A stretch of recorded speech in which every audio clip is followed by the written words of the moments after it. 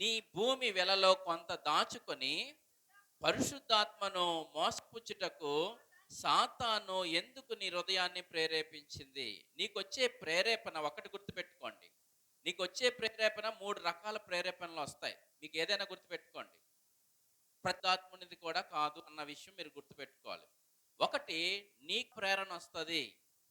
రెండోది దేవుని ప్రేరణ వస్తది. మూడోది సాతానుడు కూడా మిమ్మల్ని ప్రేరేపిస్తాడు. ఈ మూడాటిల్ని మీరు వాటిని రికగ్నైజ్ చేయడం అది మీ పని. దాన్ని రికగ్నైజ్ చేయడం ఎవరి పని? మీ పని. ఇది అసలుకే ఈ ప్రేరణ ఇలాగ అమ్మడం, ఇలాగ ఇవ్వడం అది దేవుడిచ్చిన ప్రేరణ నాకు కాదా? అవునా? వాక్యంలోనే మనం చూడాలి. చూసుకుంటే అది అవును దేవుడే ఇచ్చాడు అనుకుంటే అది అలాగే చేయాలి. దేవుడు ఇవ్వకుండా ఇక్కడ అదే అంటున్నాడు. నీ భూమి వెలలో కొంత దాచుకొని పరిశుద్ధాత్మను మోసపుచ్చుటకు సాతాను నీ హృదయమును ఎందుకు ప్రేరేపించెను? అంటే సాతాను కూడా హృదయాల్ని ప్రేరేపిస్తాడు. జాగ్రత్త. వాడు ప్రేరేపించిన ప్రేరణకి వీళ్ళు లోబడ్డారు కాబట్టి వీళ్ళకి ఏమైందంటే మరణం సంక్రమించింది. ఏమొచ్చిందంటే వీళ్ళకి మరణం వచ్చింది. ఇప్పుడు బర్నబాని ఏమన్నారు అక్కడ? బర్నబాని ఒకసారి చదవండి. కృప్రాలో 36లో 4:36లో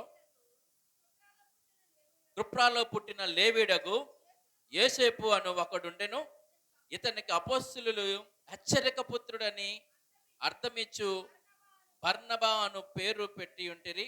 అతడు భూమి గలవాడై ఉండి దాన్ని నమ్మి దాని వెలలో తెచ్చి అపోస్తుల పాదముల యొద్ద పెట్టెను. ఇప్పుడు వీళ్ళందరూ కూడా ఇలా పెడుతున్నారు కదా, మనం కూడా ఏం చేయాలి?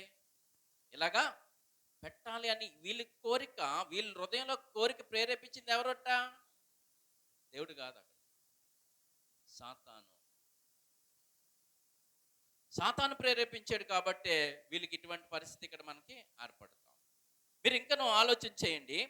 వాళ్ళు ఏం పోయారంటే 8వ వచనంలో మనం చదువుకున్న దాంట్లో 8వ వచనంలో చూడండి.